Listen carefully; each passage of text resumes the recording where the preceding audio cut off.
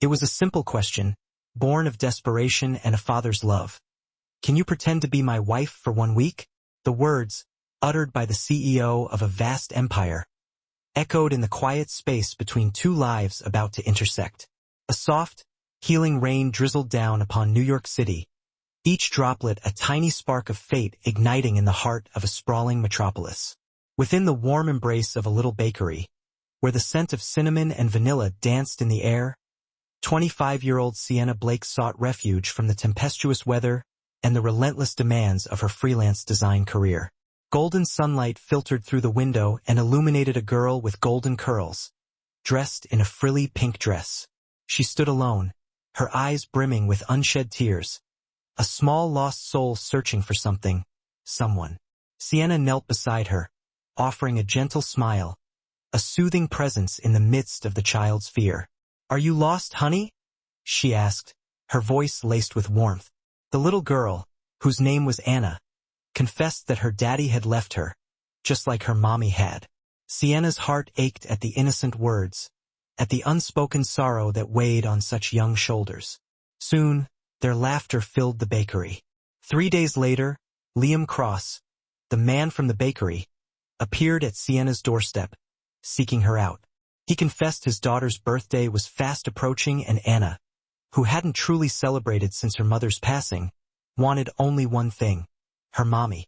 Anna believed Sienna was her mother, the one who had made her feel safe again. Liam, millionaire CEO, single father, and desperately in need of help, asked the impossible. He needed Sienna to pretend, to step into a role that wasn't hers, to fill a void in a little girl's life. He looked at her and said, "She thinks you are her mom." Sienna recoiled at the request, the absurdity of it all crashing down upon her. Yet those words echoed in her mind just like mommy, and then those other words, she hasn't slept through the night in months.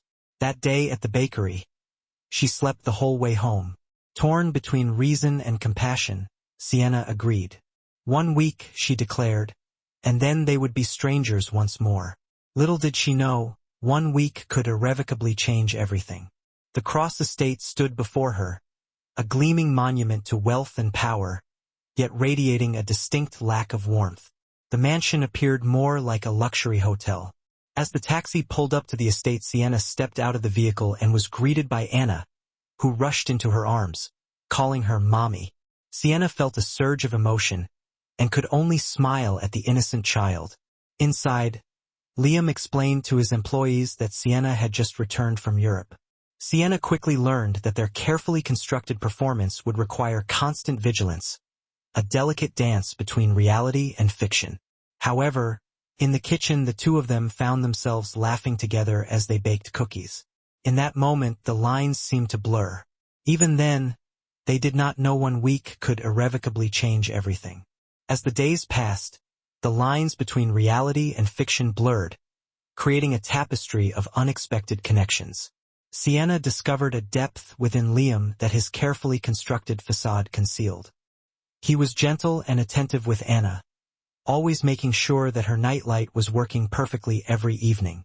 She saw a vulnerability in him that she hadn't anticipated.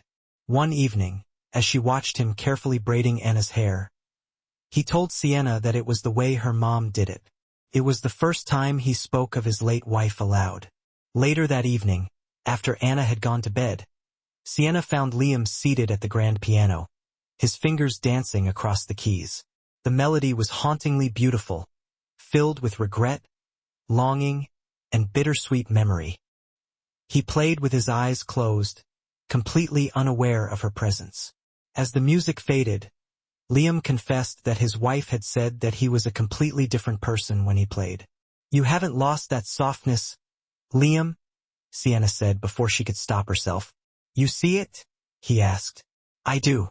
Then, Liam turned, his gaze serious, and asked the question that threatened to unravel their carefully constructed world. "If this were real, if you were really my wife, Anna's mother, how would you feel about it?" Sienna was startled by the unexpected question. "I think we're getting off topic. I'm sorry," he said, his gaze searching her face. Sometimes it feels too easy, too, right?" By the end of the week, Sienna was no longer simply playing a role. She was a presence in Anna's life, a source of comfort and joy. Her heart longed for something more, but was conflicted as the week drew to a close. On one charity event Sienna attended, all the kids knew her as Anna's mom. Sienna could no longer deny that the facade had become something real, yet one sentence made her remember reality. Only 1 week. It was a reminder that the fairy tale had to end, and Sienna and Liam would revert to being strangers once more. One accidental photograph and gossip article later, Sienna and Liam faced a choice that tested the boundaries of their fabricated world. Imagine a world built on a fragile pretense, a delicate dance of deception threatening to shatter the innocent heart of a child. What happens when the line between reality and fabrication blurs, leaving behind a trail of shattered trust and aching wounds? To affect Anna, the company, everything, she whispered, her voice laced with a desperate tremor. Liam met her gaze, a flicker of resolve hardening his features. I can stop this, Sienna. I have resources. It's not that simple, she countered, her voice barely audible. Because some of it rings true. It's not true, he insisted. It feels that way, Sienna replied, her voice cracking under the weight of her emotions. Liam, I agreed to play a role, to pretend, and now the world knows it. Unbeknownst to them, a silent witness stood just beyond the doorway, her small world about to crumble. Sienna's voice, unintentionally amplified by the tension, carried through the air, leading to a moment etched forever in their memories. A tiny, heartbreaking voice cut through the air. Why would you stop? Time seemed to freeze as guilt and regret washed over them. Anna stood there, her small hands clenched into fists, her cheeks flushed with confusion and pain. I heard you, she trembled. You said, you're not really my mommy. You're leaving, aren't you? Sienna's legs buckled, and she rushed towards Anna, desperate to mend the fracture. Sweetheart, no. Listen to me. Anna recoiled, her eyes wide with a hurt that pierced deeper than any spoken word. I don't want you to go. You are my mommy. The tears streamed down her face, overwhelming her. Sienna gathered Anna into her arms, holding her close, burying her face in the child's soft hair. I never meant to hurt you, she sobbed, her voice choked with remorse. I love you so much. Liam stood frozen, the weight of his actions crushing him. He had tried so hard to shield Anna from the pain he knew too well, to guard his own heart from further loss. But in that moment, watching his daughter's world fall apart, he realized the devastating consequences of their carefully crafted lie. It wasn't just their secret anymore. It belonged to a little girl who had given them her heart, believing in the reality they had so carelessly constructed. Later that night, Sienna packed, her movements mechanical and devoid of feeling. Words failed her. She couldn't bear to face Anna again without breaking down completely. I need to go, she said, her voice flat. For her sake, for yours. As the door closed softly behind her, silence descended upon the house, a silence heavier than any storm. The fairy tale was over, and the cost of pretending had never felt so brutally real. The house was quiet, hauntingly so. In the wake of Sienna's departure, Liam threw himself into his work, a machine fueled by guilt and a desperate need for distraction. Meetings blurred, emails piled up, and press calls became a relentless barrage, but the silence within the house remained unbroken. The joy had vanished from Anna's eyes, the vibrant colors from her drawings. Her laughter, once a constant melody, became a rare and precious sound. And at night, the nightmares returned, stealing her sleep and filling the house with a chilling fear. Liam tried to dismiss it, to convince himself that it was just a phase, a normal part of childhood. He read stories, sat by her bedside, and left comforting lights on, but nothing eased her torment. Then came the fever, creeping in like a thief in the night. At first, it was a mere warmth easily dismissed. But as midnight approached, Anna's body burned, shivering uncontrollably beneath the blankets. She tossed and turned, her fragmented words filled with a desperate plea. Mommy, Mommy, Sienna. Liam's heart clenched with a pain so profound it stole his breath. He pressed a cool cloth to her forehead, held her tiny hand in his, and whispered reassurances, but she only repeated the same name, her voice filled with longing. "Please," she murmured, her eyes glazed with fever. "Don't go, Mommy." Something within Liam shattered, the walls he had so carefully constructed around his heart crumbling into dust. He scooped her into his arms, wrapped her in a warm blanket, and rushed her out into the storm.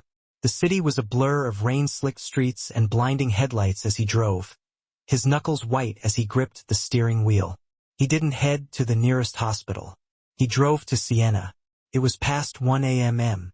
When he reached her apartment building, the rain lashing down as if the heavens were weeping.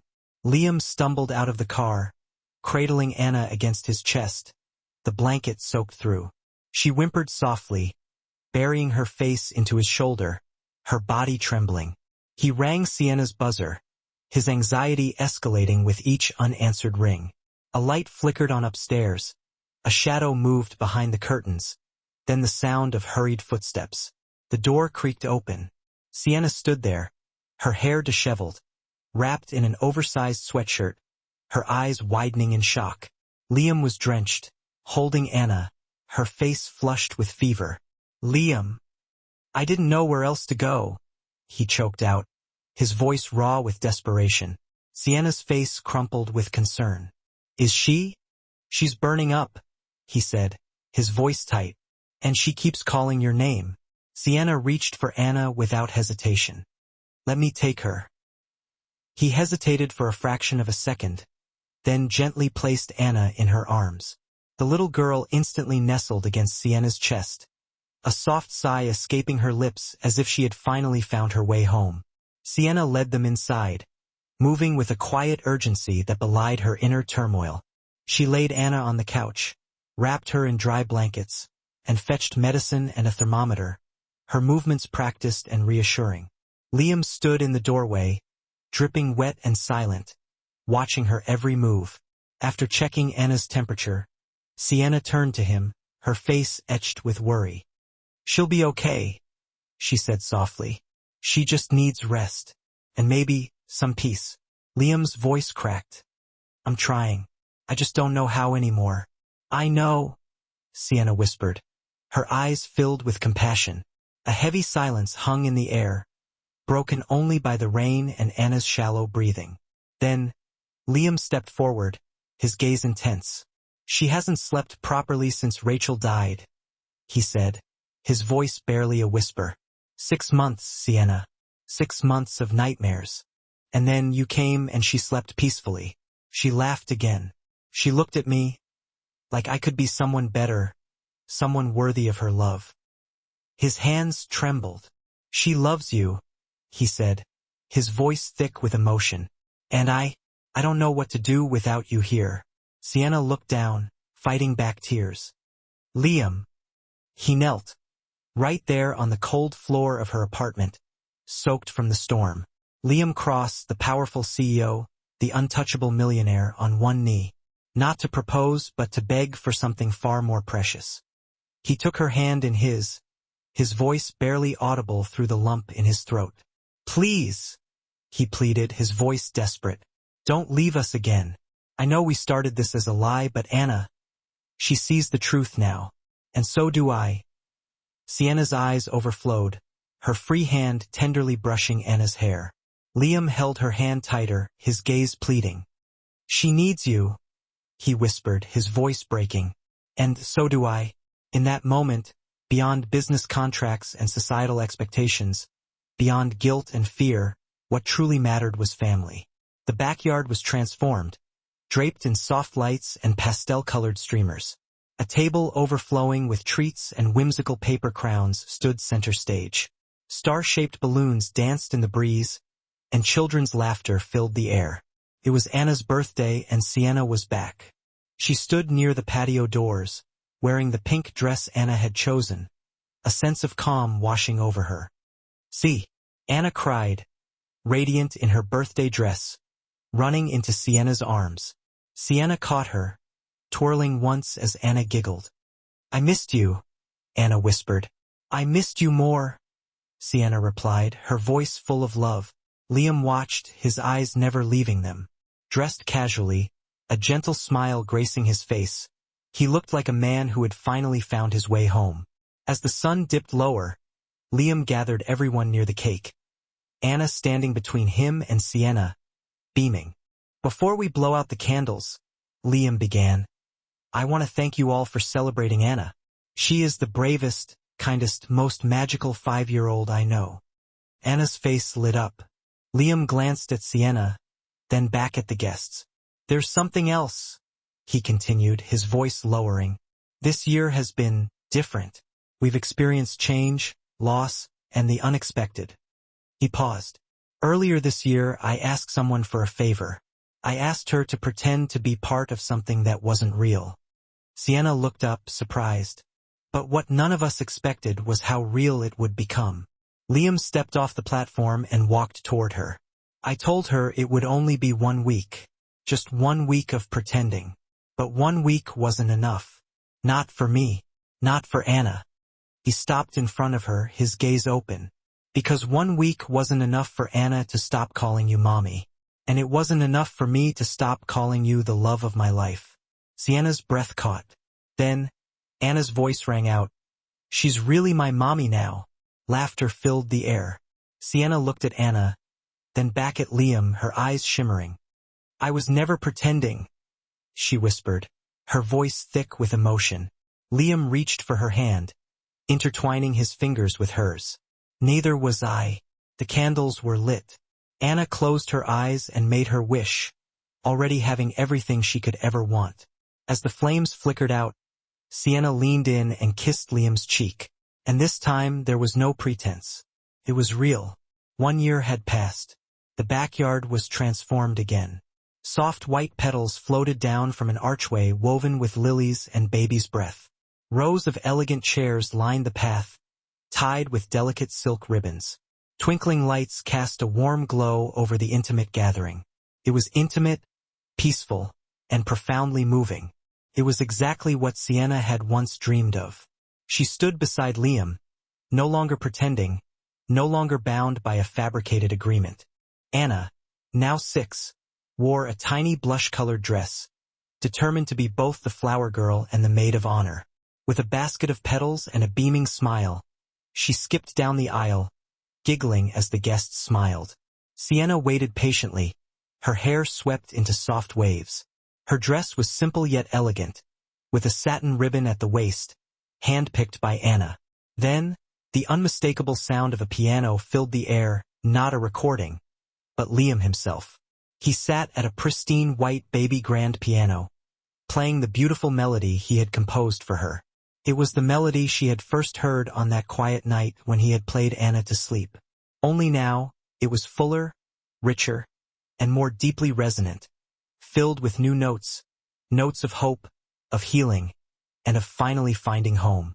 When he reached the final chord, he stood and walked down the aisle to meet the woman who had transformed his house into a home.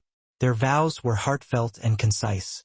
Sienna went first, her voice filled with emotion.